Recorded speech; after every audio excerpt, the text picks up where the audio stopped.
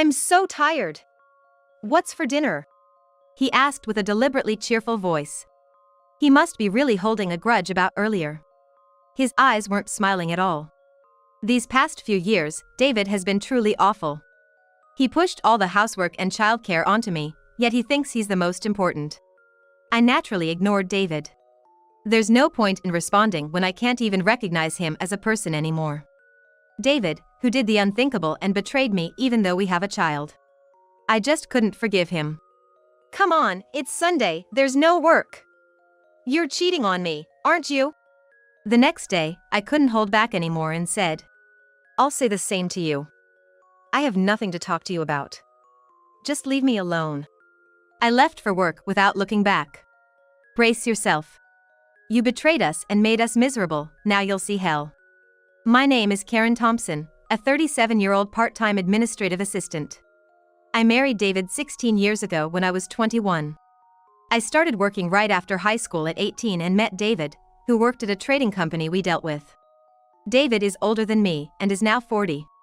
He's still working at the same trading company and has a responsible position as a department manager. We started dating when I was 19 and he was 22. We had the same hobbies and shared values, so after dating for 2 years, we got married. The following year, our son Ryan was born, and it's been 15 years since. Ryan is a kind and spirited kid who's about to start his high school. We were a normal family of 3, but then I noticed a small change.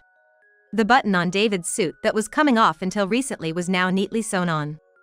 David doesn't sew, and he would usually ask me for such things.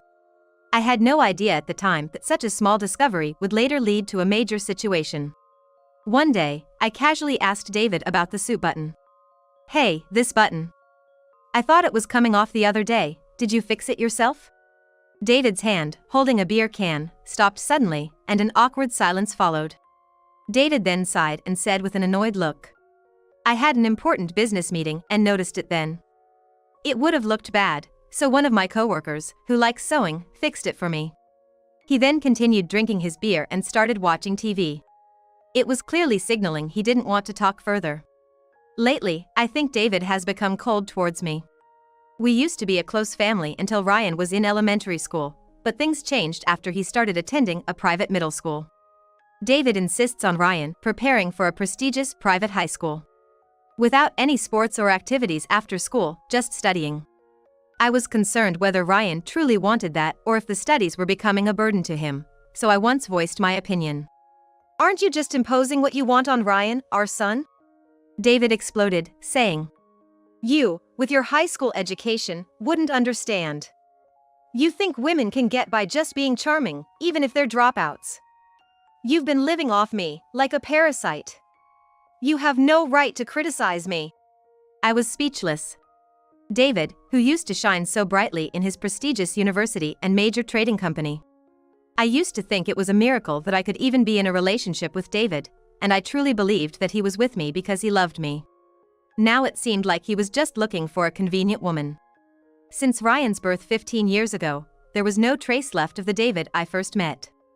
After quitting my job due to pregnancy and childbirth, David left all the housework and childcare to me, and even when I returned to work part-time, he never helped, insisting that the one who earns less should do more at home. Despite this, thanks to David's earnings, I've been able to save most of my part-time income and afford Ryan's private middle school. I didn't have the right to complain. Once that thought settled in my mind, I couldn't think of anything else. Then, one late December day, Ryan, as usual, was busy studying from morning to evening for his exams. I grew up in the countryside, so I always thought of private middle schools as places where rich students commute by train. In my hometown, it was more common to choose public high schools, and about 80% of my classmates went to public schools. I was worried that Ryan might be feeling suffocated, so I suggested he take a break, but he always responded, Mom, don't worry. I'm gonna work hard and get into a good company to make your life easier. It was a sweet thing to say, but I couldn't help worrying if it was right to tie a child, who should be out playing, to constant studying. Still, since Ryan said it was okay, I decided to just watch over him. But unbeknownst to me, our family ties were getting more and more tangled, reaching an irretrievable point. On this day, Ryan was studying in his room as his school was closed. Normally, I would relax in the living room or go to work if I had a shift. But I had the day off, and it was snowing, which is rare in our area, so I decided to go for a walk for a change of pace. I'm not one for the cold, so I usually don't go out in winter unless necessary. But I felt like I'd put on some weight from staying home so much, so I bundled up and went for a walk. Little did I know that this walk would lead me to discover the tangled mess. Walking outside at a time I usually wouldn't, I felt refreshed and remembered a young coworker mentioning a popular pancake shop nearby. I used to frequent new shops when I was younger, but now, I can't handle sweet things as much. However, I felt good that day and heard they offered takeout, so I decided to get some pancakes for Ryan. That's when I saw it. In my line of sight, while choosing my takeout, I saw David, my husband, sharing pancakes with a familiar woman. They didn't notice me and were happily chatting and eating. David was gently feeding the pancakes to the woman, my sister. I felt chills, quickly paid, and hurried out. Trying to calm my shallow breathing, I processed what I had just seen. It was undoubtedly David, my husband, on a date with my sister. Why those two? What about David's work? What was their relationship? These thoughts swirled in my head, causing a headache, but for now, I decided to go home and give Ryan the pancakes. Walking through the snowy white streets, I exhaled white breaths. Hours later, David came home as if nothing happened. A complete contrast to the person I saw at the pancake shop, now showing a deep frown and full-on grumpiness. Welcome back. Something wrong? I asked cautiously. David roughly took off his suit, throwing his bag around, then pointed at the dining table, saying, "Why pumpkin gratin today of all days? This sweet stuff isn't dinner. Make something salty now or go buy it." Frustrated, he stormed off to the bathroom. He had his phone with him, an unusual behavior. Maybe he was angry about the pumpkin gratin because he had just eaten pancakes covered in whipped cream with my sister during the day. Knowing what I had seen, I could guess why David was angry, but if I hadn't known, I'd surely be confused. And blame myself for being a bad wife, unable to please my husband. But as I listened to David showering, I thought something. Why do I have to be treated so horribly? For 15 years since Ryan's birth, even during my time as a homemaker, I was confident I balanced housework, childcare, and work. Ryan grew into a kind and straightforward kid, though he had his rebellious moments. What did I do wrong? What drove David to cheat? These thoughts started to consume me, and I gradually found it impossible to see David as a person. When David came out of the bathroom, his face was obscured by a dark cloud in my eyes. Why did I devote myself to such a worthless person? I thought, and a strange laugh bubbled up. Seeing this, David looked at me oddly and said, "What's with that creepy smile? If you've got time for that, go make dinner. You're useless." Hearing the commotion, Ryan came down from upstairs, worried. "Dad, Mom, what's going on?" Before I could say anything, David spoke. "Ryan, you'd rather have something like fried chicken than this sweet stuff, right?" Ryan furrowed his brow and said, "Well, I'm okay with anything. I'm just grateful that Mom cooked for me, defending me." At his words, David's eyebrows twitched, and he seemed about to say something, but I stopped him. "I'm sorry for being a useless mom. Ryan, just wait a bit. I'll make something else." Ryan said there was no need for that and tried to stop me. He might think I've lost my mind, but let me be clear. I am perfectly calm. And I've finally woken up to reality. David doesn't care about me. He's mistaken me for some convenient housekeeper. Well, I have my thoughts too. So, I made a sweet stir-fried beef with the leftovers in the fridge. David and Ryan looked stunned at the meal, and David, predictably, complained. "Hey, are you kidding me? Or are you just disrespecting me? Cut it out." Normally, I would have immediately apologized at his words, but from this moment on, I decided to change how I treated him.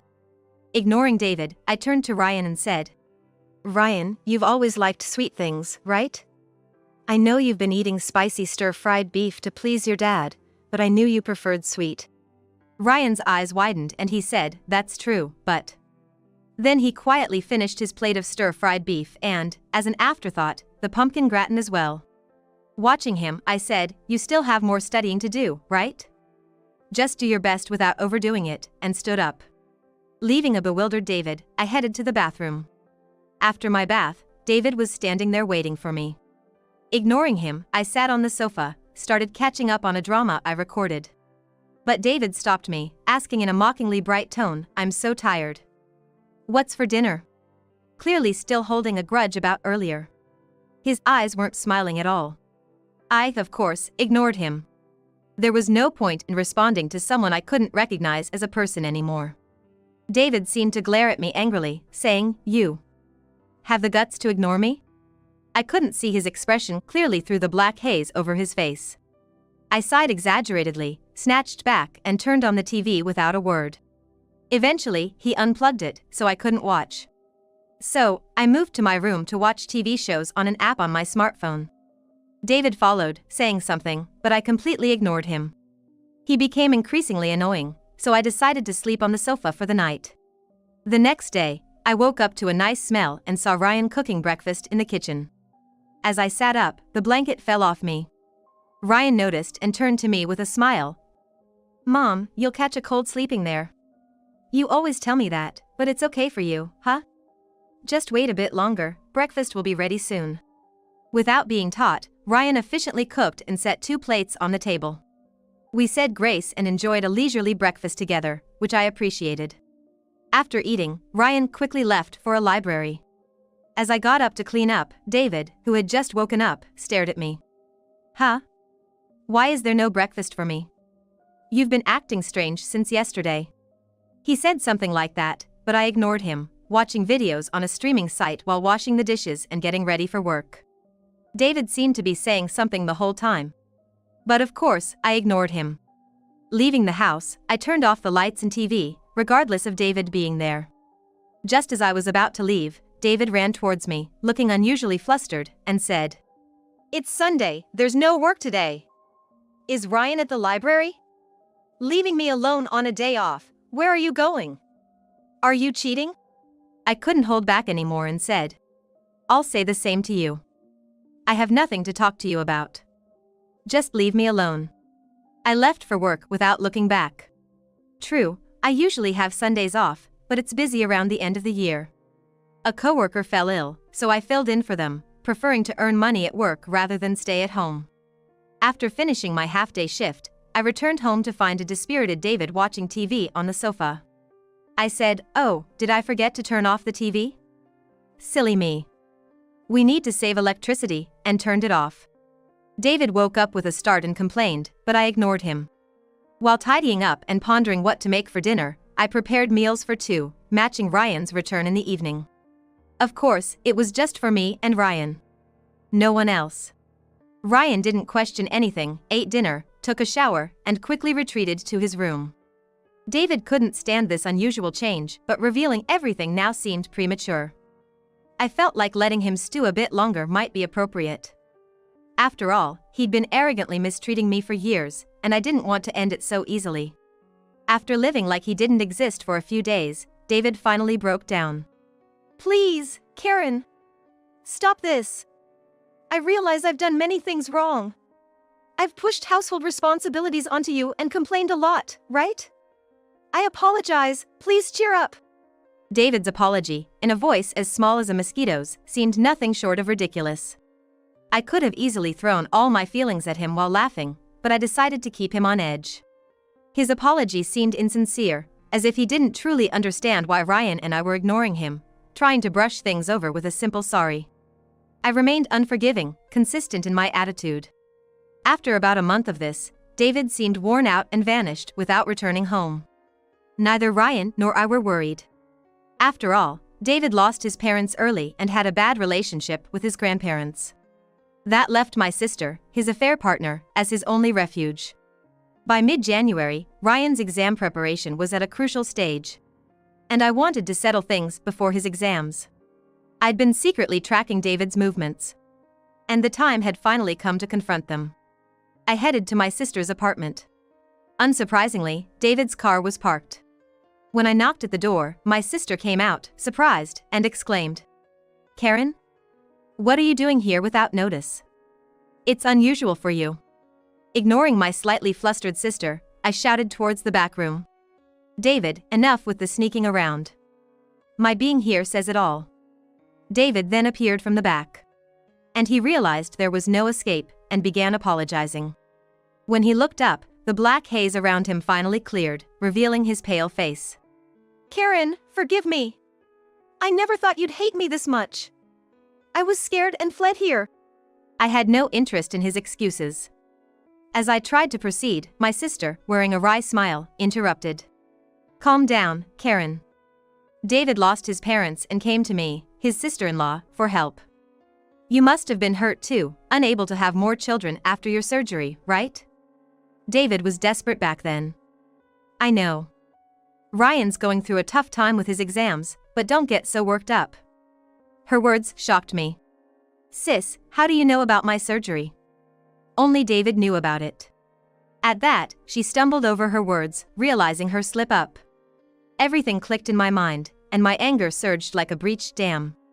Oh, I see. You two have been having an affair for 15 years. That's it. I reached into my bag and scattered photos in front of them, showing them together at various times and places, clearly in an affair.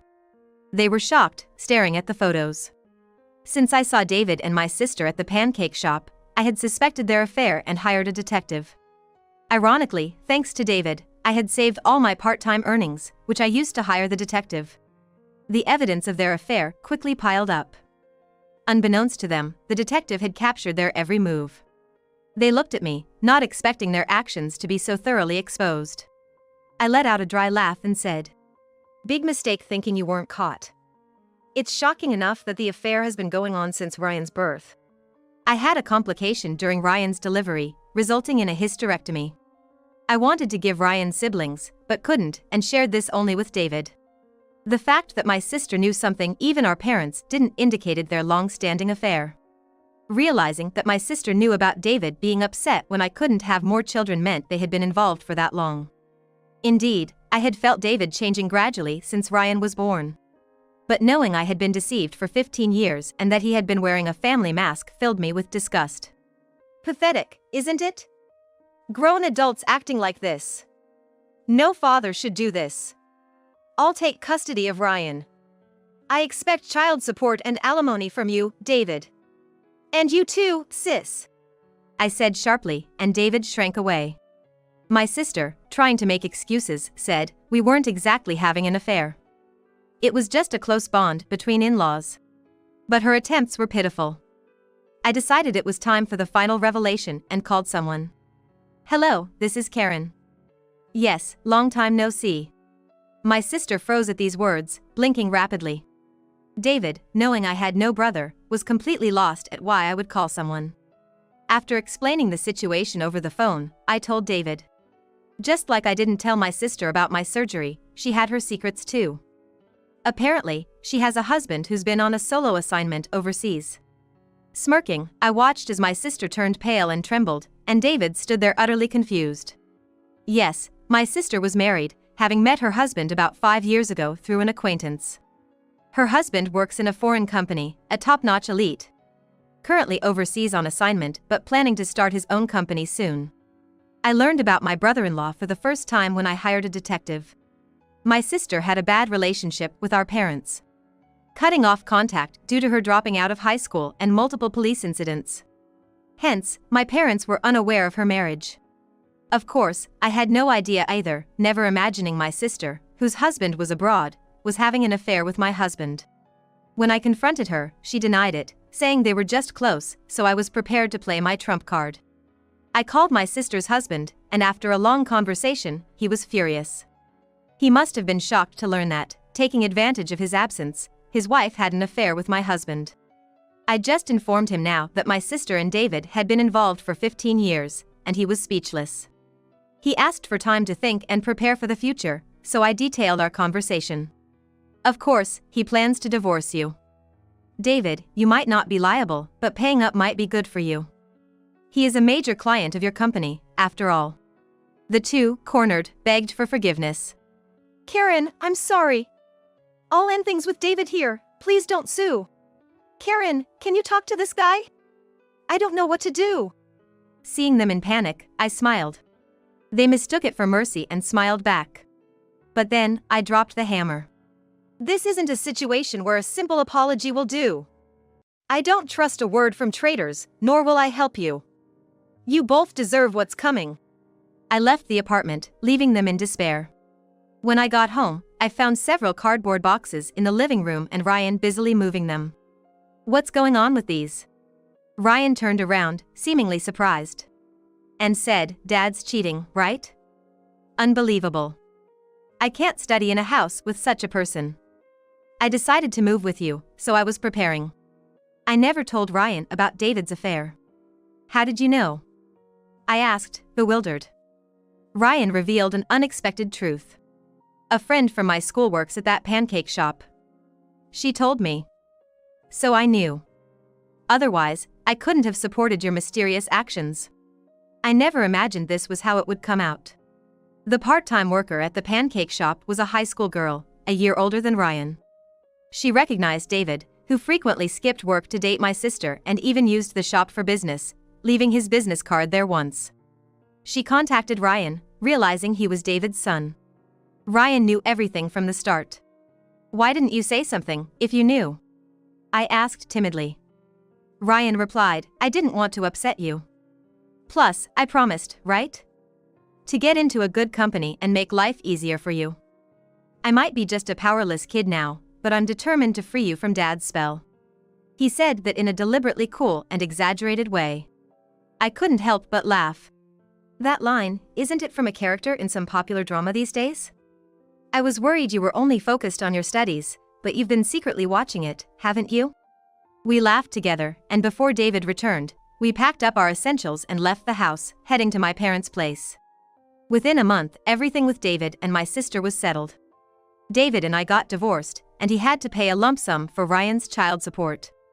The amount might vary depending on Ryan's future education, but I didn't want any more involvement with David. David, utterly dejected, signed everything and agreed to all terms without protest. My sister, on the other hand, met a dismal fate. Her husband, having returned from overseas, brought a skilled lawyer and quickly divorced her. This lawyer also helped me with David, making everything smoother. Being a high school dropout and a part-time worker, she had no savings and had even defaulted on taxes. She lied to her ex-husband about working as an office clerk. But now she had to work multiple jobs, struggling to survive.